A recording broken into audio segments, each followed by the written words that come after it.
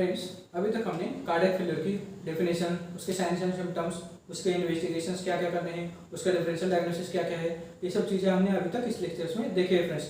अभी हम लोग उसकी सबसे मेन पार्ट उसके ट्रीटमेंट पे देखते हैं फ्रेंड्स। ठीक है, कार्डियक फेलियर की मैनेजमेंट में सबसे पहले हम लोग उसके कुछ डायटरी मैनेजमेंट देखेंगे, बाद में उसके ड्रग मैनेजमेंट देखेंगे, ड्रग मैनेजमेंट में उसका ड्रग ऑफ चॉइस क्या है देखेंगे, उस ड्रग से कुछ कॉम्प्लिकेशंस वगैरह आते हैं वो भी देखेंगे फ्रेंड्स। ठीक है, अभी सबसे पहले हम लोग उसका ट्रीटमेंट स्टार्ट कर देते हैं फ्रेंड्स। कार्डियक फेलियर के पेशेंट को सबसे पहले हमें पेशेंट को कंप्लीट बेड रेस्ट एडवाइस करना है फ्रेंड्स। ठीक है, कंप्लीट बेड रेस्ट एडवाइस करना रहता है, क्योंकि इस कार्डियक फेलियर के पेशेंट में एक्सर्शनल डिस्निया रहता है। पेशेंट थोड़ा सा भी वर्क करने के बाद उसको सांस फूलने लगती है। और पेशेंट को फ्रेंड्स क्या होता है, कार्डियक फेलियर के पेशेंट में ऑल ओवर बॉडी में जो न्यूट्रिशन सप्लाई कम होता है, ऑल ओवर बॉडी में ऑक्सीजनेटेड ब्लड सप्लाई कम होता है, इसलिए जो न्यूट्रिशनल सप्लाई और जो मेटाबॉलिज्म वगैरह होता है टिश्यू का, वो मेटाबॉलिज्म वगैरह कम होता है और पेशेंट को वैसा फटीग वगैरह रहता है और पेशेंट को थोड़ा सा भी काम करने के बाद उसको डिजनिया स्टार्ट होता है। इसलिए पेशेंट को कंप्लीट बेड रेस्ट बोलना है फ्रेंड्स। ठीक है, पेशेंट को प्रॉपर पोजीशन 45 डिग्री पे रखना है, पेशेंट को प्रॉपर पोजीशन 45 डिग्री पे रखना है, क्योंकि ऐसे पेशेंट में कार्डियक फेलियर के ऑर्थोपनिया प्रेजेंट रहता है फ्रेंड्स। पेशेंट को लाइंग डाउन पोजीशन में सांस फूलने लगती है और पेशेंट को इसलिए अच्छी तरह से प्रॉपर पोजीशन देखना है फ्रेंड्स। ठीक है, ये हो गया रेस्ट में पेशेंट को। बाद में हम लोग देखते हैं dietary management friends. Dietary management में सबसे पहले पेशेंट को वैसे साल्ट रिस्ट्रिक्शन करना है। ठीक है, पेशेंट को साल्ट रिस्ट्रिक्शन करना है। क्या होता है फ्रेंड्स, साल्ट में जो सोडियम रहता है ना, सोडियम क्या है, it is responsible for fluid accommodation करता है, फ्लूइड ओवरलोड करता है। ठीक है, फ्लूइड ओवरलोड करता है, इसलिए पेशेंट को सबसे पहले साल्ट रिस्ट्रिक्शन करना है। बाद में पेशेंट को वाटर इनटेक भी रिस्ट्रिक्शन करना है, क्योंकि फ्रेंड्स पहले से ही बॉडी में ऑल ओवर बॉडी में ब्लड कंजेशन की वजह से इतना सारा फ्लूइड अकोमोडेट हुआ रहता है, इसलिए पेशेंट को वाटर इनटेक रिस्ट्रिक्शन करना है। फॉर एग्जांपल समझो पेशेंट को यूरिन आउटपुट 700 ml तक हो रही है, तो पेशेंट को इनटेक मतलब वाटर इनटेक को पूरा एक दिन में 1 लीटर से 1100 ml तक पेशेंट को पानी देना है फ्रेंड्स। ठीक है, इसलिए पेशेंट को salt restriction and water restriction करना है फ्रेंड्स। ठीक है, अब हम लोग पेशेंट को फिर कार्डियक फेलियर के पेशेंट को correction and removal of the underlying cause का। ठीक है, correction and removal of the underlying cause, जिस वजह से कार्डियक फेलियर स्टार्ट हुआ है ना पेशेंट को, फॉर एग्जांपल हाइपरटेंशन की वजह से और लेफ्ट वेंट्रिकल फेलियर की वजह से या फिर कोई वॉल डिफॉर्मिटीज की वजह से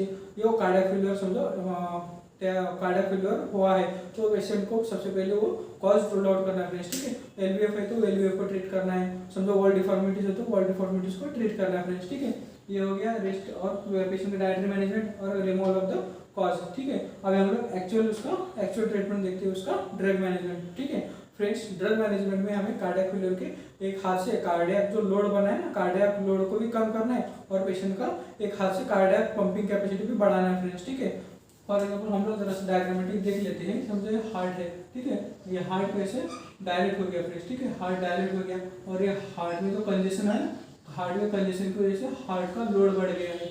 हार्ट का लोड मतलब कंजेशन, हमको एक हाथ से कंजेशन रिलीव भी करना है। ठीक है, एक हाथ से हमें कंजेशन रिलीव भी करना है और एक हाथ से हमको कार्डियक कॉन्ट्रैक्टिबिलिटी बढ़ाना है। कार्डियक एक बार हार्ट का लोड कम हो गया तो हार्ट में कार्डियक कॉन्ट्रैक्टिबिलिटी बढ़ाने वाला हार्ट का फोर्सफुली ब्लड को पंप करने के लिए जो लेफ्ट वेंट्रिकल को हमें उसका इजेक्शन फ्रैक्शन बढ़ाना है फ्रेंड्स। ठीक है, इसलिए हमें दो चीजें देना पड़ेगा, एक सो वर्कलोड कम करने के लिए और एक हार्ट की कॉन्ट्रैक्टिबिलिटी बढ़ाने के लिए। ठीक है, इसलिए हम लोग उसका अभी ड्रग मैनेजमेंट में सबसे पहले हार्ट का लोड कैसे कम करते हैं वो देखेंगे फ्रेंड्स। ठीक है, कार्डियक वर्कलोड कम करने के लिए हमें सबसे पहले डायरेटिक्स देना है फ्रेंड्स। डायरेटिक्स से क्या होता है फ्रेंड्स, ये डायरेटिक्स की वजह से डायरेटिक्स से जो extra accommodation of the fluid हुआ है ना बॉडी में, वो एक्स्ट्रा अकोमोडेशन मतलब सोडियम वाटर को ऑल बॉडी में से हमें किडनी थ्रू फिल्ट्रेशन थ्रू हमें बॉडी में से बाहर निकालना फ्रेंड्स। ठीक है, फिर क्या हो रहा है, for control of the excessive retention and sodium and water, diuretics किसे लेना है, for control of the excessive retention and sodium and water, जो ऑल ओवर बॉडी में जो एक्सेसिव रिटेंशन हुआ है ना सोडियम एंड वाटर का, उसको बाहर निकालना फ्रेंड्स। इसलिए हमें डायरेटिक्स देना है। डायरेटिक्स में क्या क्या आएंगे फ्रेंड्स, हाइसिलिन डायरेटिक्स आएंगे फ्रेंड्स। हाइसिलिन डायरेटिक्स में हमें फ्लोरोसेमाइड यूज करना रहता है। हाइसिलिन डायरेटिक्स क्या करते हैं friends, directly loop of Henle पे काम करते हैं।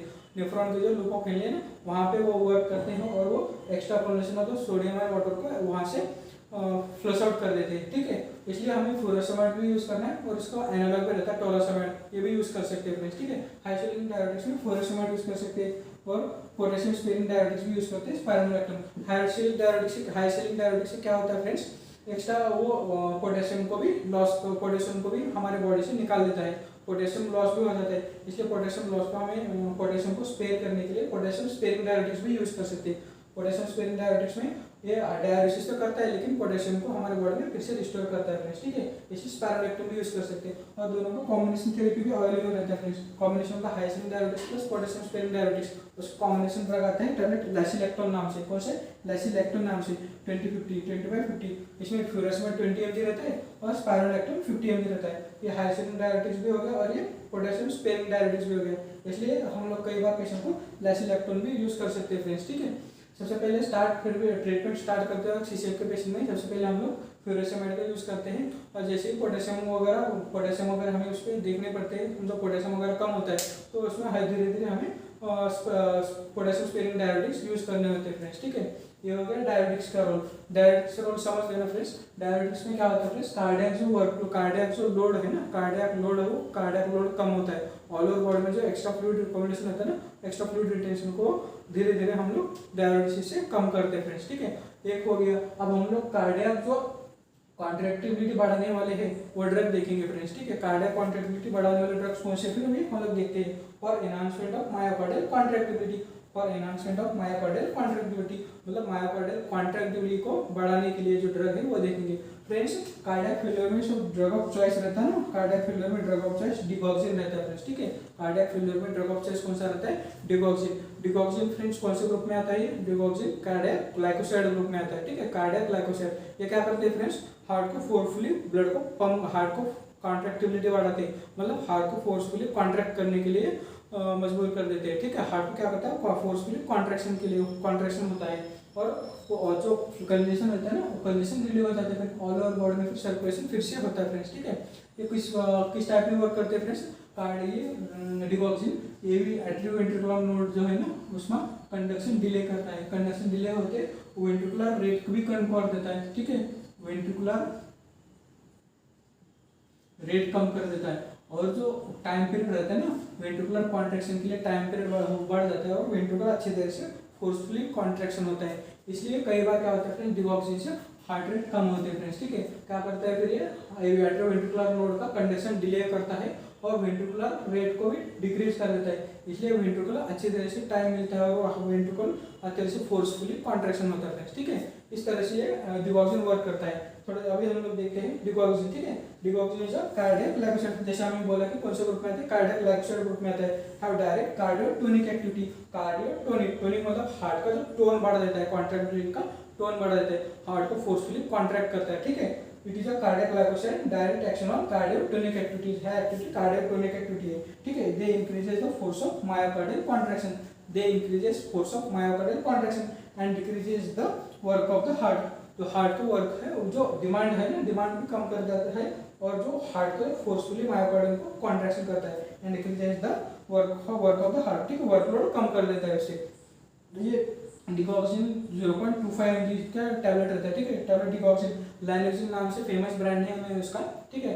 लाइनोक्सिन नाम से फेमस ब्रांड नेम है, लेकिन हमको उसका कंटेंट देखना है। टैबलेट डिगॉक्सिन नाम से टैबलेट डिगॉक्सिन 0.25 mg का रहता है। ये एक्यूट फेज में, सीसीएफ के एक्यूट फेज में हमें डिगॉक्सिन स्टार्ट करना है तो 3 टैबलेट स्टार्ट में देना रहता है। कितना रहना है, कितना देते हैं फ्रेंड्स, 3 टैबलेट स्टार्ट में देते हैं, ठीक है। 3 टैबलेट स्टार्ट में देते हैं एंड डेली ओडी के डोज में, एडवोकेट डोज में उसको मेंटेनेंस डोज के लिए रखते हैं फ्रेंड्स, ठीक है।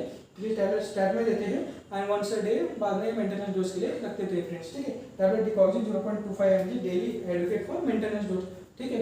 उसका डिगॉक्सिन फॉर अभी थोड़ा सा देख लेते हैं कि डिगॉक्सिन से कैसे हार्ट रेट रिड्यूस होते हैं, ठीक है। डिगॉक्सिन से हार्ट रेट कम होते हैं क्योंकि एवी नोड को भी डिले कर देता है और वेंट्रिकुलर रेट को कम करके वेंट्रिकुलर को फोर्सफुली कॉन्ट्रैक्शन कर देता है फ्रेंड्स, ठीक है। इसलिए डिगॉक्सिन हार्ट रेट रिड्यूस करता है। It increases force of contraction without increasing corresponding myocardial demand. वो फोर्स ऑफ कॉन्ट्रैक्शन तो बढ़ाता है लेकिन हार्ट का जो मायोकार्डियल डिमांड रहता है ना वो बढ़ाता नहीं है। इसी की वजह से वो हार्ट फोर्सफुली ब्लड को पंप करता है। जितने भी हार्ट रेट समझो इसको नॉर्मल 72 रहते हैं, डिगॉक्सिन देने से वो हार्ट रेट 60 पे जाते हैं, लेकिन जितने भी हार्ट रेट है ना मतलब फोर्सफुली ब्लड को पंप करता है, ठीक है। Hence it is called as cardiotonic drug. इसको समझे, इसको कार्डियोटोनिक ड्रग क्यों बोलते हैं, ठीक है। It increases the force of contraction without increasing the myocardial demand, hence it is called as cardiotonic drug. हमने इसका मैकेनिज्म देख लिया फ्रेंड्स। डिगॉक्सिन इस तरह से वर्क करता है और डिगॉक्सिन का डोज कैसे देना है, स्टार्ट अभी डिकॉक्सिन लोडिंग डोज में देना है तो 3 टैबलेट स्टैट में देना है और 1 से टैबलेट डेली मेंटेनेंस डोज में देना है। उसका डोज कितना हो गया 0.25 mg पर, ठीक है, ओडी और 24 आवर्स में देना है, ठीक है। उसको कॉम्प्लिकेशन अभी हम लोग डिकॉक्सिन, फ्रेंड्स डिकॉक्सिन सबसे टॉक्सिक ड्रग है, ठीक है, डिकॉक्सिन बहुत ज़्यादा टॉक्सिक ड्रग है, उससे कुछ कॉम्प्लिकेशंस भी रहते हैं, लेकिन पेशेंट का कैसा फ्रेंड्स कार्डियक फेलियर के पेशेंट में उसकी जान बचाने के लिए थोड़ा बहुत टॉक्सिसिटी हमें टॉलरेट करनी पड़ती है फ्रेंड्स, ठीक है। इसका हम लोग जैसा कॉम्प्लिकेशन देख लेते हैं फ्रेंड्स। जब भी डिकॉक्सिन स्टार्ट करते हैं पेशेंट को नॉसिया है वोमिटिंग और आर्गमिया स्टार्ट होता ही होता है।